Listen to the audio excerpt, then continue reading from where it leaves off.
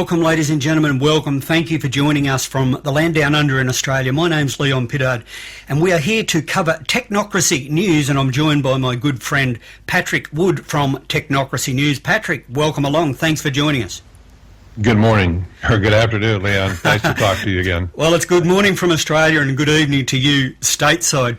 And Patrick, as we look at the wash-up of the High Church of Global Warming meeting in Paris, it is amazing to see the actual religious fervour that is connected with this movement, to the point that they have basically set up this idea of climate deniers and putting out climate denier posters all around the venue where they were going there, with the faces of Mark Morano and other deniers on there, which basically was to set up so that don't talk to any of these people. These people are the wicked heretics, Patrick. But there's such a religious fervour. You've got a good article on Technocracy News, the High Church of Global Warming, and we have basically said all along that this really is looked at as a religion, not real science.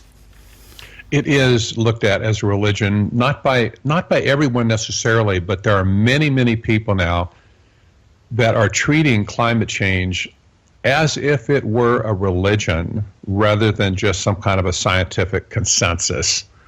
And the fact that they want to punish people that that don't agree with them is only proof of that. And it's rather reminiscent of the the Inquisitions of hundreds of years ago, where basically people were persecuted for not believing the right way.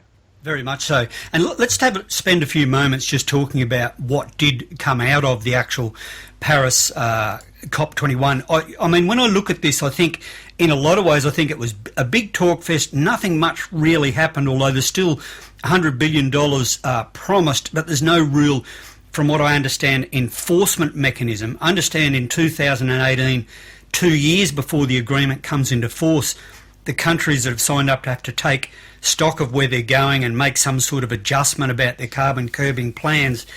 But as a religion, this will continue. There's no going back on this. And you've spoken in the past how that this is integral to technocracy, the actual connection of energy with the economy. There's no going back. But what's your take out of what really took place there? Well, the whole Paris summit did little more than grant the United Nations the moral authority to go back now to those individual nations that kind of signed up and pound on them until they comply with what the United Nations wants them to do. There isn't a lot of binding treaty type language in the agreement, but it's interesting that President Obama of the United States, of course, was pleased that there was no legally binding material in the agreement, because he wants to avoid Congress or a confrontation with Congress if it was like a treaty. And so he can execute his portion of this agreement using executive orders and just issuing regulations from the White House. I'm still not sure why Congress isn't hopping up and down on that one, but they're not yet.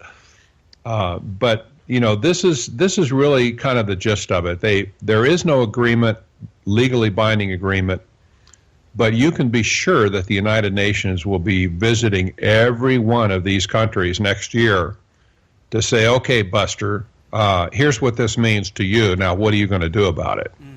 I mean, 97% of Americans don't really care about it. If we look at all the polls worldwide, and with a list of issues that really are confronting the everyday people, climate change is always way down on the list. But they have to have these big summits regularly to keep the media hype going, keep it in the public narrative, so that it is almost like it is such an important issue, it can't be dropped. And I mean, when they're arguing something like, between 1.5 and 2 degrees, even though in the last 18 years there has been no climate real warming according to the satellite data, and yet here they are arguing about 0.5 of a degrees as if they can stop it anyway. Well, if you follow the money in this whole thing, you'll find that there were hundreds of corporations, global corporations, that pledged to divest themselves of dirty energy assets. And this was really the appeal to these corporations by people like Al Gore that were promoting this big divestment of resources globally. And the pitch was, if you hold on to these declining assets, then later you could be held responsible to your shareholders or by your shareholders for mismanaging your company. And it's kind of a veiled, extortive type of a threat that they made, because there's no evidence that the resources of gas and oil and coal and things like that are really going to be worth any less in the short term. But they're trying to talk these companies into selling these assets that they have now so that they won't be held responsible later. This is a money trail, you understand, because even though a big company might sell some assets, you have to wonder who's going to be on the other side of that transaction.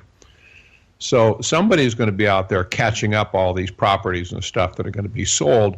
And the United Nations has already declared that the overall net investment or gross investment on climate change in the next 15 to 20 years is going to approximate $90 trillion.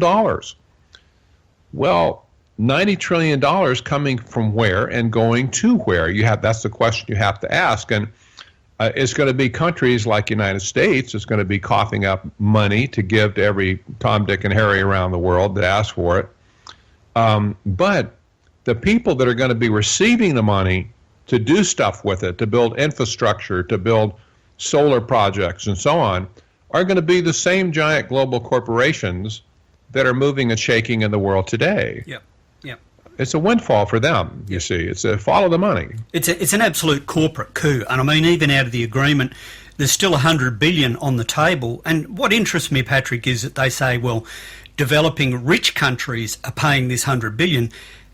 All these so-called rich countries, US, Australia in particular, and most of the West, is massively in debt to the point where they can't pay it back. So what is it that makes us rich if we are, in fact, in debt? And I was thinking about this week, how rich countries is always used as this sort of term within the media narrative to justify taxing us or using our taxation for these sort of climate ideas. But what is it that defines us rich if we're massively in debt and can't pay back our debt, right? Well, that's right. And what I believe you're going to see in the next couple of years is especially when they talk about poverty alleviation, doing away with poverty in many of the poor countries in the world, what you're going to see coming from the United Nations is going to be offers to alleviate or reduce debt or just completely wipe out debt if that nation will transfer blocks or tracts of resources, land, in other words, to the United Nations for the management for the common, the common planet. Yeah. And this so-called debt for land swaps has been done a few times already, but I think we're going to see that kick into high gear. And what this is going to do is it's going to make the countries that go along with it think, wow, we can kind of start over and get a reset. But on the other hand, they're going to be giving up their prime resources that is based on the land, whether it be minerals or oil or gold or whatever else might be there on their land. And I think this is part of the scam to twist the resources of the world out of the hands of these poor countries and into the hands of the United Nations to be managed as a global trust for the global good. And that's really what we saw with Greece, with the austerity there. And, that I guess is a microcosm of what can take place worldwide. If you can't pay $100 billion, well, the UN will take your land or your resources to balance the accounts, right? And so that right. The big carbon sinks in Australia can be all of this land that the UN owns that is somehow going to help the islands in the Pacific from disappearing. So it's this narrative that, and really this plays into the technocracy, the greater game here, Patrick, in that the resources actually become the economy, right? That is correct. The resources of the world that are based in the land are the big prize right now to the technocrats globally. And even going back to the 1930s, The technocrats of those days believed that people had no right to own property inherently. There was no reason for selfish people to own real estate or other types of property. And they proposed basically putting everything into a common trust that would be managed by them based on resource allocation.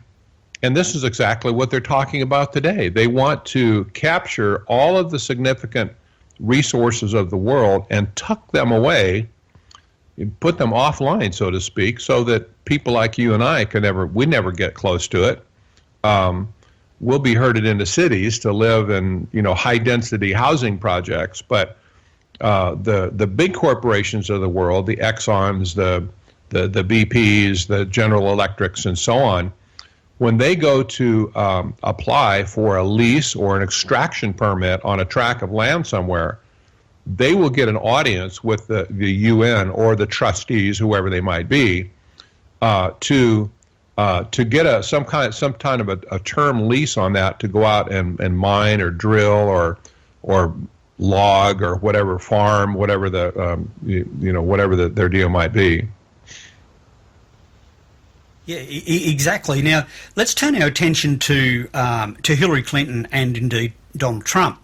Now, recently Donald Trump has been speaking about a ban on all Muslims. Now, of course, this has created a controversy worldwide, but this is obviously because he has spoken something that is not politically correct. No one in any leadership position in the world would ever mention this because they know that this would be political suicide. However, here he is running for the office of president over there, and yet even after that statement, his lead in the polls hasn't changed. Trump's lead among Republicans undiminished in first poll after Muslim comments. Now, the interesting thing that I see about this, Patrick, is if we look at in the context of the left-right warfare that we often see going on between, Democrats and Republicans, your side, Labor and Liberal, our side, different terminology, but we see that the end game, where we're headed, is what we have been documenting for years. There's an architecturally designed system. We're talking here about technocracy.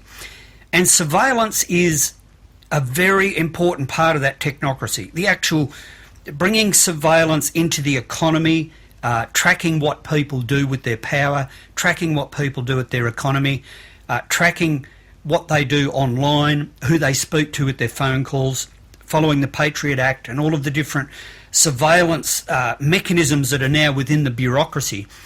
But not only is Donald Trump advocating that we need to place this surveillance grid on Muslims, and my thinking is this isn't what it's about. It's not just about the Muslims. This is for us. But of course, Hillary Clinton is saying exactly the same thing. In speaking to Silicon Valley, she was saying that you have to start looking at technology to be able to inhibit certain things being said via Facebook, Twitter, YouTube, Snapchat, and all these different things. The idea is to develop this encryption system that would stop certain communications taking place. Now, speaking about Trump on one side, Hillary on the other, don't they both have the exact same aims with this idea behind them of a total surveillance grid? I think they do. And, the part of free speech that's hard for people in America to understand, at least, because that's written into our Constitution that we do have the right to free speech, and we've dealt with a lot of stuff over the years. We've put up with a lot of stuff that people say. People stomp on the flag and they curse America or whatever. Say, okay, well, that's, free speech, you can say that. But here's the difference between historic free speech and what we're talking about today. Does a person have a right to come into a country that is not their home country in the first place and use any kind of speech to violently overthrow that country that they're coming into?